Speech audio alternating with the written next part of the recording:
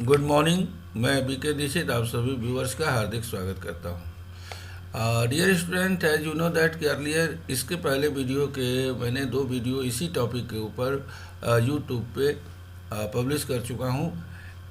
Now I am going to present the body fluid and circulation part 3। तो जिन लोगों ने जो है बॉडी फ्लूइड एंड सर्कुलेशन के पार्ट 2 नहीं पढ़ा है वो प्लीज़ जो है यूट्यूब पे इसी वीडियो के डिस्क्रिप्शन बॉक्स में लिंक मिल जाएगा, उससे आप जो है उन वीडियो को आप पढ़ सकते हैं। इसी के साथ क्लास 11 के भी और सारे वीडियो जो इससे पहले आपके सिलेबस में है वो सारे जो है उसके लिंक आपको प्लेलिस्ट में मिल जाएंगे, या आप एक एक करके इस जो टॉपिक्स हैं उनके लिंक चैप्टर वाइज आपको आप देख सकते हैं। तो let's start the body fluids and the circulation part 3। तो इसमें क्या है, इसको अगर हम देखें इस पार्ट में तो इसमें कार्डियक साइकिल है। कार्डियक साइकिल से स्टार्ट किया। इसके पहले हमने हार्ट के स्ट्रक्चर के बारे में, ब्लड के बारे में, ब्लड के कंपोनेंट्स एंड देयर फंक्शंस के बारे में बताया था। Now I am going to the start cardiac cycle. सबसे पहले चीज़ जो है वो कार्डियक साइकिल क्या होता है, इसका डिस्क्रिप्शन आपको जो है थ्योरेटिकल डिस्क्रिप्शन इसके बाद मिलेगा। मैं यहाँ से समझाना चाहता हूँ। देखिए कार्डियक साइकिल क्या होता है कि cardiac cycle events include all the events that taken place between the beginning of first heartbeat to beginning of second heartbeat. यानी ये अगर इसको हमें कहें कि फर्स्ट यहाँ से फर्स्ट हार्टबीट स्टार्ट होता है और यहाँ तक ये जाते जाते जो है वो सेकेंड हार्टबीट यहाँ से स्टार्ट होता है। तो एक हार्टबीट में जितने इवेंट्स होते हैं that all are together called cardiac cycle. यानी all the events of a heartbeat is included in the cardiac cycle. अब होता क्या है इस इवेंट, इसमें कौन कौन से इवेंट इंक्लूड होते हैं। तो देखिए पहले हम स्टार्ट करते हैं सिस्टोल से। Systole you know contraction of heart is called systole. Systole क्या है? Contraction of heart is called systole. तो जब कॉन्ट्रैक्शन होगा, देखिए जब सबसे पहले जो है जो जैसे ही जो है ये सिस्टोल होगा, पंपिंग होगी हार्ट की, तो पंपिंग में क्या होगा जी, देखिए राइट वेंट्रिकल है, राइट वेंट्रिकल से ब्लड और लेफ्ट वेंट्रिकल से ब्लड एक साथ जो ब्लड होगा वो पंप होगा। तो राइट वेंट्रिकल से ब्लड आप देखिए ये राइट वेंट्रिकल से पल्मोनरी आर्टरी के द्वारा कहा जा रहा है लंग को चला जाएगा। इसको हम लोग पल्मोनरी सर्कुलेशन कहते हैं। ये आपको हम डबल सर्कुलेशन में इससे पहले एक्सप्लेन कर चुके हैं। अब दूसरे तरफ देखिए जो लेफ्ट वेंट्रिकल होता है, लेफ्ट वेंट्रिकल में ब्लड जो होता है वो पंप होता है कहाँ पे, ये एवर्टिक आर्क या इसी को सिस्टमिक आर्क कहते हैं, जिसके द्वारा डिफरेंट बॉडी पार्ट्स को सर्कुलेट हो जाता है। तो सिस्टोल में राइट वेंट्रिकल और लेफ्ट वेंट्रिकल से blood different parts of the body यानी लंग एंड अदर पार्ट्स को क्या होता है, पंप कर दिया जाता है। डायस्टोल में क्या होता है, डायस्टोल का मतलब होता है रिलैक्सेशन ऑफ द हार्ट। अगर सिस्टोल में कंट्रैक्शन हो गया तो रिलैक्स होगा, तो रिलैक्सेशन होगा जब हार्ट का तो क्या होगा, ये देखिए SVC यानी सुपीरियर वेना केवा और इन्फीरियर वेना केवा के द्वारा ब्लड कहाँ आ रहा है, यहाँ से देखिए आर्ट्रियम में आया, इधर से भी राइट एट्रियम के अंदर ब्लड आया और यहाँ से ब्लड फिर पंप होकर कहाँ चला गया, राइट वेंट्रिकल के। यहाँ पर ट्राइकस्पिड वाल्व है और यहाँ पर बाइकस्पिड वाल्व है, that will open and blood from right atrium goes to right ventricle and from left ventricle goes to left ventricle. तो ये इसमें जो है वो कॉन्ट्रैक्शन रिलैक्सेशन में जो है वो ब्लड डिफरेंट पार्ट से आर्ट्रियम के थ्रू कहाँ आ जाता है, वेंट्रिकल के अंदर आ जाता है और फिर यहाँ सिस्टोल में इनका पंपिंग हो जाता है यहाँ पर। तो ये पूरी की पूरी साइकिल जो है वो कंप्लीट हो जाती है, ठीक है। फिर ब्लड आ गया वेंट्रिकल में, वेंट्रिकल से फिर ब्लड पंप होगा। तो एक हार्ट बीट में ब्लड क्या होता है, पहले पंप होता है different parts of the body और फिर वहाँ से डायस्टोल में different parts of the body से ब्लड कहाँ जाता है, फाइनली राइट एट्रियम में आ जाता है। तो एक कार्डियक साइकिल पूरी हो जाती है। इस बीच में 2 चीज़ें और होती हैं जो मैं आपको खास तौर से बताना चाहूँगा कि देखिए सिस्टोल में जब वेंट्रिकल पंप होता है तो यहाँ पर जो ट्राइकस्पिड वाल्व होता है और यहाँ पर जो बाइकस्पिड वाल्व होता है ये क्या होते हैं, क्लोज हो जाते हैं। क्लोज क्यों होते हैं, ताकि राइट वेंट्रिकल से ब्लड राइट एट्रियम में या लेफ्ट वेंट्रिकल से ब्लड लेफ्ट एट्रियम में न जा सके। और ब्लड को कहाँ जाना चाहिए, जाना है जहाँ जाना चाहिए यानी पल्मोनरी आर्टरी से लंग को जाए, केवल और केवल पल्मोनरी आर्टरी से लंग को और एओर्टिक आर्क से different parts of the body को जाए। इसके लिए ये वाल्व होते हैं। तो जब ये वाल्व क्लोज होते हैं तो एक फर्स्ट हार्ट साउंड प्रोड्यूस होता है जिसको हम लोग कहते हैं लुब लुब या लबलब, जो भी आप कह लीजिए, ठीक है। इसी तरह से जब डायस्टोल होता है तो ये जो पल्मोनरी आर्टरी है और यहाँ पर जो सिस्टमिक, ये देखिए सिस्टमिक आर्टरी है, यहाँ पर भी वाल्व होते हैं, सेमिल्यूनर वाल्व होते हैं, तो ये क्लोज हो जाते हैं ताकि ब्लड जो है वो पल्मोनरी आर्टरी से या सिस्टमिक आर्टरी से ये फिर वेंट्रिकल के अंदर न रिटर्न हो सके। इसके लिए ये वाल्व यहाँ पे बंद होते हैं। तो यहाँ पर जब ये बंद होते हैं तो सेकेंड हार्ट साउंड प्रोड्यूस होता है, जिसको हम लोग डुप डुप कहते हैं। तो आई थिंक ये हार्ट साउंड क्लियर हो गया, कार्डियक साइकिल क्लियर हो गया। चलिए अब इसके थियोरेटिकल डिस्क्रिप्शन के ऊपर देखते हैं कि इसका थियोरेटिकल डिस्क्रिप्शन क्या कह रहा है। थियोरेटिकल डिस्क्रिप्शन में मैंने कार्डियक साइकिल का पहले डिफिनीशन दिया है। तो कार्डियक साइकिल का डिफिनीशन में क्या है, आप देखिए कि the sequential contraction and dilation, चाहे इसको रिलैक्सेशन भी आप कह सकते हैं, of different chamber of heart in a cyclic manner is called cardiac cycle.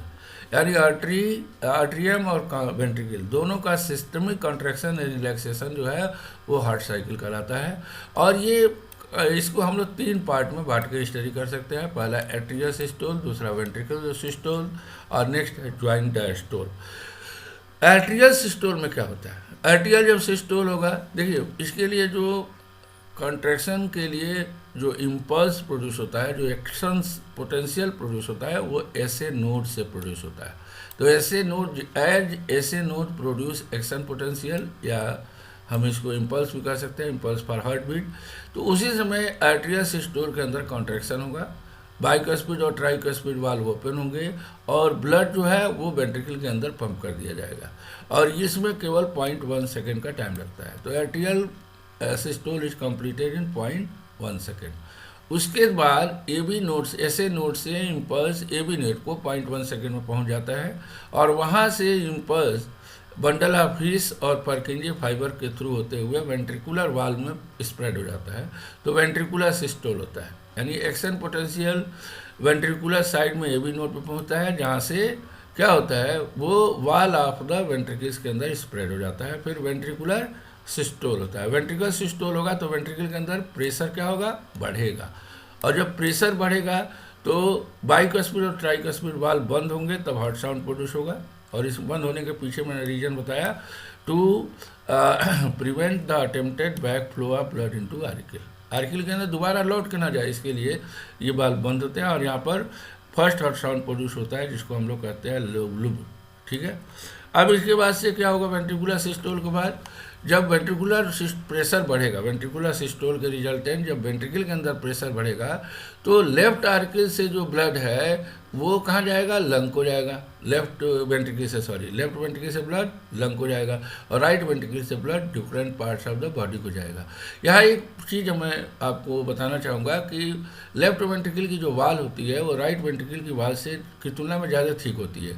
इसके पीछे रीज़न ये है कि left ventricle has to pump blood to the different parts of the body, जबकि राइट वेंट्रिकल को ब्लड केवल लंग तक pump करना होता है, तो उसको कम फोर्स लगाना पड़ता है, और लेफ्ट वेंट्रिकल को ज़्यादा फोर्स लगाना पड़ता है ताकि वो ब्लड को different parts of the body तक पंप कर सके। तो इसीलिए वाल्व थिक होती है, ठीक है। ज्वाइंट डायस्टोल, तो इसमें आर्टियल डायस्टोल और वेंट्रिकुलर डायस्टोल दोनों को कंबाइन किया गया है। हालांकि आर्टियल डायस्टोल 0.1 सेकेंड के बाद स्टार्ट होकर 0.7 सेकेंड में कंप्लीट होता है, लेकिन वेंट्रिकुलर सिस्टोल जो है वो 0.4 सेकेंड के बाद स्टार्ट होता है और 0.4 सेकेंड में कंप्लीट हो जाता है।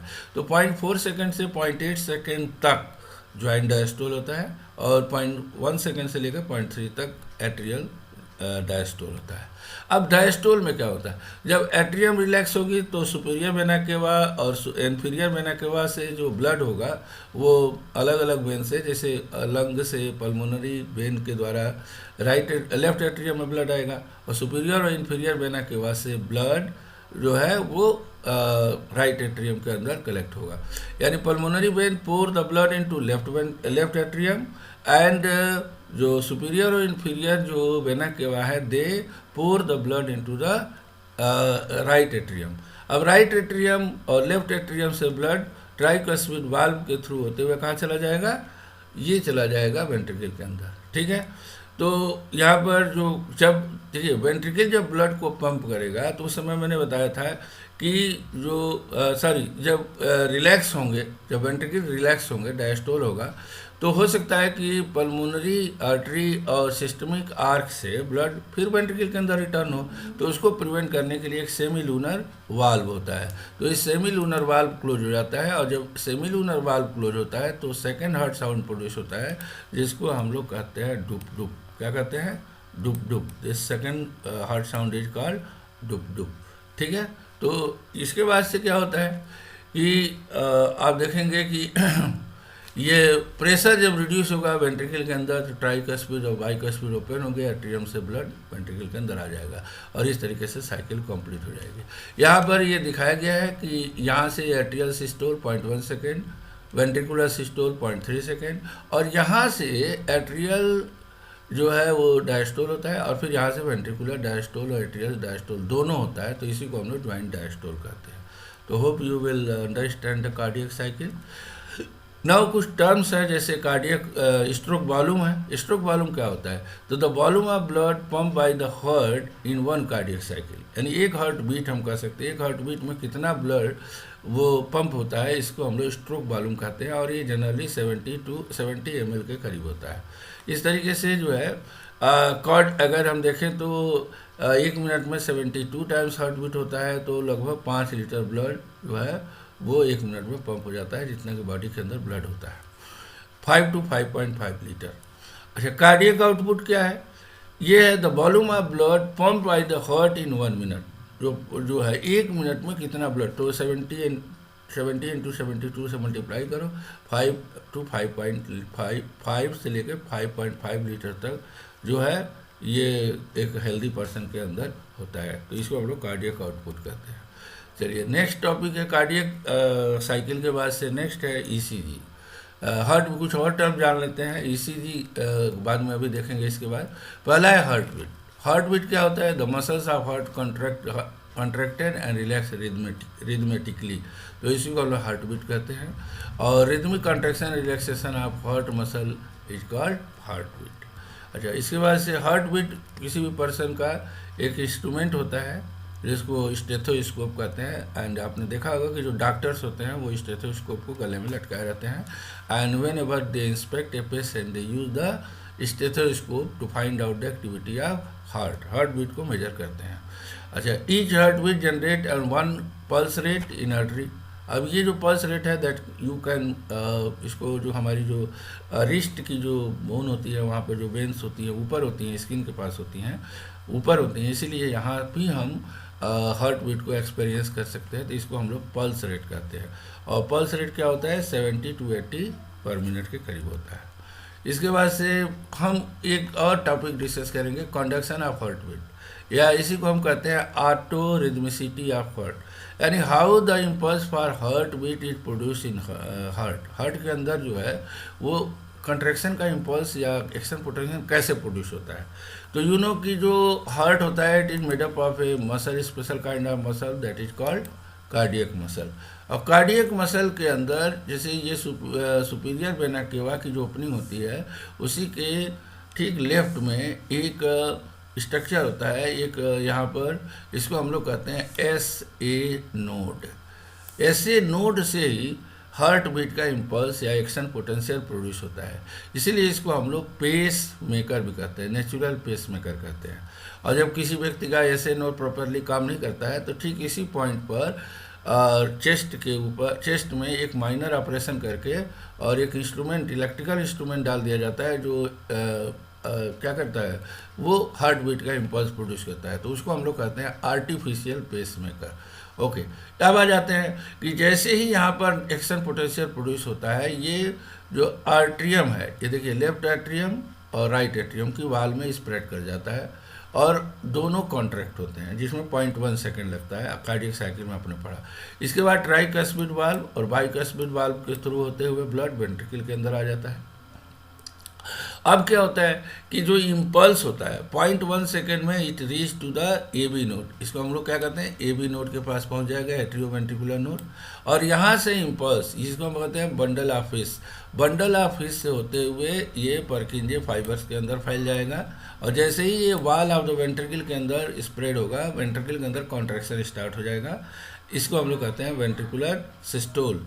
तो वेंट्रिकुलर सिस्टोल से जब ब्लड वेंट्रिकुलर सिस्टोल होगा तो यहाँ से ब्लड जो मतलब राइट वेंट्रिकल से ब्लड लंग को और यहाँ जो है लेफ्ट वेंट्रिकल से blood different parts of the body को सर्कुलेट हो जाएगा।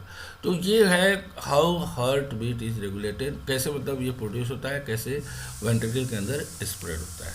चलिए नेक्स्ट अगर हम टॉपिक देखें तो नेक्स्ट टॉपिक है electro conduction of heart beat.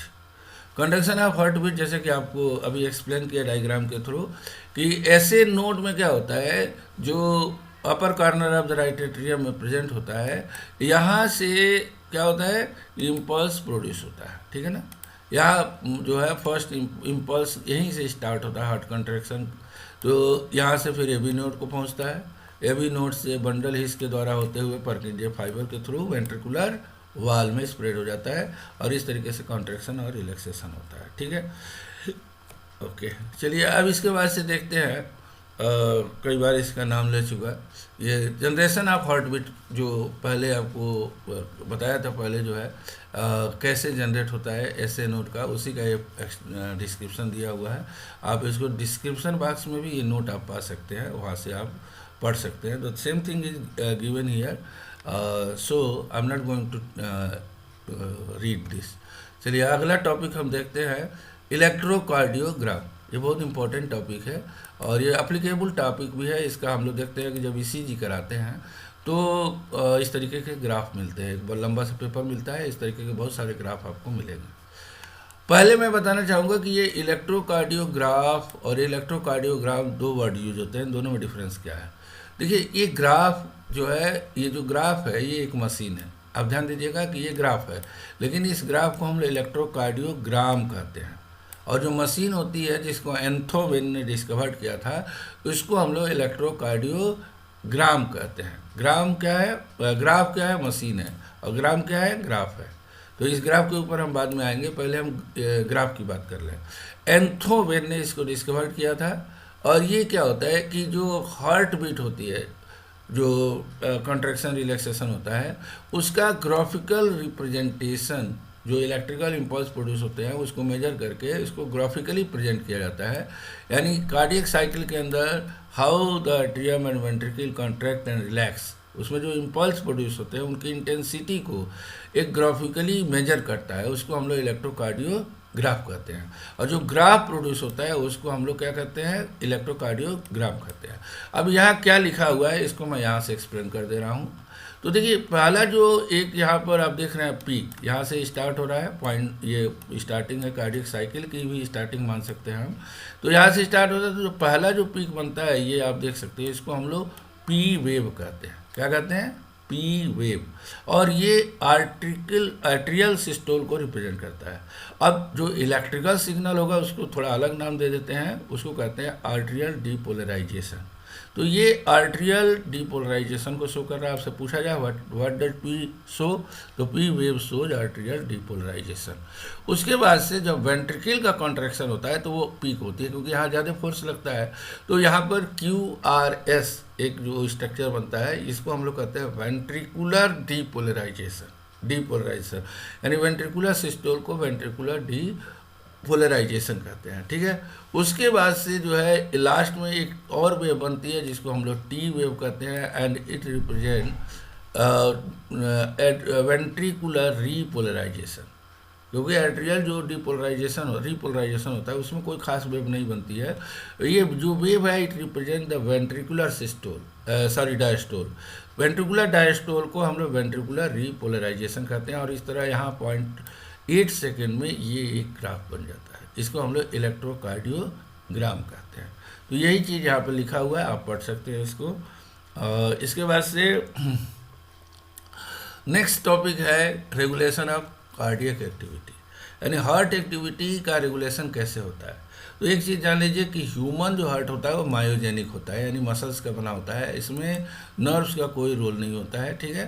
तो यहाँ पर देखिए कि normal activity of heart are strictly regulated, auto regulated. इनका ऑटो रेगुलेशन है बाय नोड टिश्यू यानी SA नोड और AB node due to the heart. This is the reason why is it called myogenic heart. अच्छा, neurogenic भी heart होते हैं कुछ organism में, न्यूरोजेनिक जहाँ नर्वस कंट्रोल होता है, लेकिन यहाँ नहीं होता है, ह्यूमन में नहीं होता है। तो क्या होता है इसमें, तो इसमें एक इस मेडुला जो हमारा ब्रेन होता है ना, मेडुला, तो which can moderate the cardiac function through autonomic nervous system. तो ऑटोनॉमिक 3 तरह के नर्वस सिस्टम होते हैं जो नेक्स्ट चैप्टर में आप पढ़ेंगे, जब नर्वस सिस्टम वाले, कि वहाँ पर आप देखोगे कि सेंट्रल नर्वस सिस्टम और पेरिफेरल नर्वस सिस्टम पीएनएस, और एक होता है एएनएस। तो एएनएस यानी ऑटोनॉमिक नर्वस सिस्टम के द्वारा ये कंट्रोल होते हैं। ये 2 तरह के होते हैं, सिंपैथेटिक और पैरासिम्पैथेटिक। तो ये दोनों मतलब सिंपैथेटिक और पैरासिम्पैथेटिक टुगेदर हार्ट बीट को कंट्रोल करते हैं। इसके अलावा जो एड्रिनल मेडुलरी हार्मोन, एड्रेनलिन या एपिनेफ्रिन जिसको कहते हैं, और नॉर एड्रेनलिन, ये भी कार्डियक एक्टिविटी को कंट्रोल करते हैं। तो 2 जगह से कंट्रोल होता है, एक जो मेडुला से होता है, ठीक है, और दूसरा कहाँ से होता है, हार्मोनल कंट्रोल होता है जो मेडुलरी हार्मोन एड्रेनलिन और नॉर एड्रेनलिन के द्वारा किया जाता है। चलिए, इसके बाद से अगर हम देखें लिम्फ, देखिए एक और अभी तक तो हम लोगों ने ब्लड के बारे में, सर्कुलेशन के बारे में तमाम चीज़ें पढ़ी।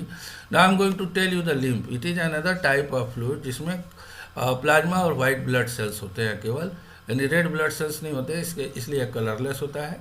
Lymph is colourless fluid containing specialised lymphocytes and are responsible for immune response. WBC का काम ही इम्यूनिटी प्रोवाइड करना है, तो लिम्फ भी जो है वो एसोसिएटेड होता है इम्यून रिस्पांस से। इलेबोरेट, इसमें जो लिम्फ होता है एक नेटवर्क होता है वेसल्स का, जिसको हम लोग लिम्फेटिक सिस्टम्स कहते हैं। It collect the blood and circulate through out the body. अच्छा, ये लिम्फ आते कहाँ से हैं, तो ये जो ब्लड वेसल्स होते हैं, ब्लड जिसमें होते हैं, उसी में से प्लाज्मा और WBC पोर हो जाते हैं और लिम्फ वेसल्स के अंदर चले जाते हैं। अब उसमें क्या होता है, लिम्फ में क्या होता है, तो लिम्फ में न्यूट्रिएंट होता है, हार्मोन्स होते हैं, सब प्रेजेंट होते हैं, वेस्ट मटेरियल्स प्रेजेंट होते हैं, ठीक है। इसमें फैट भी प्रेजेंट होता है, तो lacteal presents in the intestinal villi से होते हुए फैट भी इसके अंदर एक्यूमुलेट हो जाता है। लिम्फ के बाद से लास्ट टॉपिक है आपका disorder of the circulatory system. हमारी सर्कुलेटरी सिस्टम से रिलेटेड बहुत डिसऑर्डर है और बहुत फेमस है। आप हार्ट से रिलेटेड है, हार्ट हमारे वाइटल आर्गन है, इसलिए जो डिसऑर्डर भी होंगे वो हमारे वाइटल एक्टिविटीज़ को इफेक्ट करते हैं। तो जो सबसे इम्पॉर्टेंट डिसऑर्डर है हाइपरटेंशन।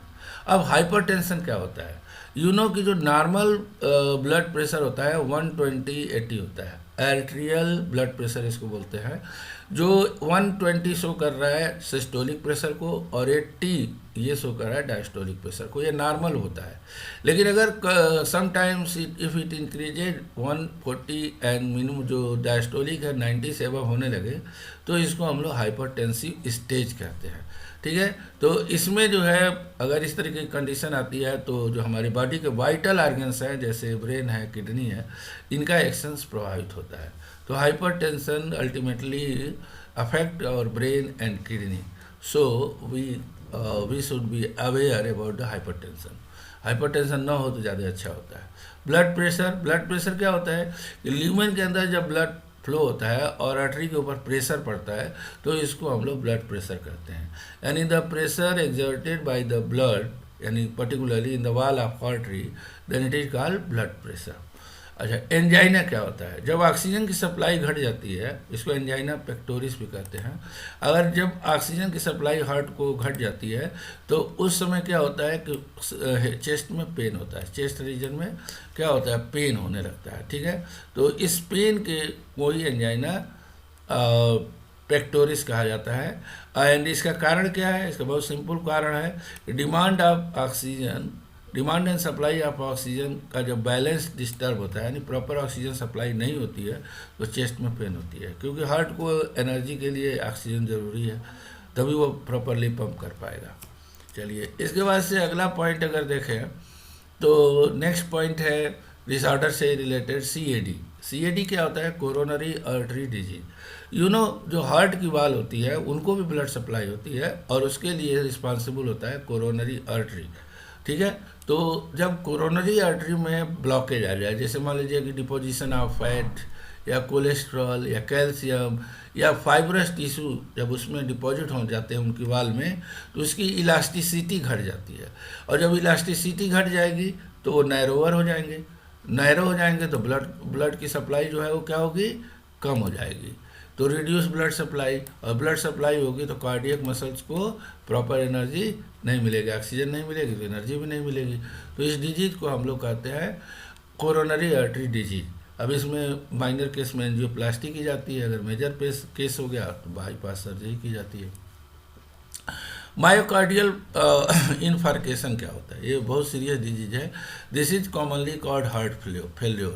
जब ऑक्सीजन की सप्लाई ऑब्स्ट्रक्ट होती है तो कार्डियक मसल को, और लंबे समय तक होती है, काफ़ी समय मैंने फ्यू मिनट तक अगर इस तरह का केस होता है, ऑक्सीजन की सप्लाई ब्लड को, हार्ट को नहीं हो रही है, तो हार्ट जो है वो डेथ भी हो सकती है। इसमें हार्ट जो है वो काम करना बंद कर देता है। तो इसको हम लोग कहते हैं मायोकार्डियल इस्केमिया या मायोकार्डियल इन्फार्केशन भी इसको कहते हैं। ठीक है, इसमें जो हार्ट बीट बंद हो जाती है, और जब हार्ट बीट बंद हो जाएगी तो इसी केस को हम कहते हैं हार्ट अटैक। ठीक है, या मायोकार्डियल फार्केशन। तो ये कुछ डिसऑर्डर है, और इसी के साथ ये चैप्टर भी समाप्त हुआ। होप आपको ये हमारा एक्सप्लेनेशन अच्छा लगा हो, हमारा वीडियो अच्छा लगा हो। तो जो भी आपको लगा हो आप कमेंट करके ज़रूर बताइएगा। सब्सक्राइब किया हो तो नहीं किया हो तो सब्सक्राइब कर लीजिएगा, और लाइक कीजिए और दोस्तों के साथ शेयर कीजिए ताकि हमारा मनोबल बढ़े। Thank you very much. तो ओके, थैंक यू।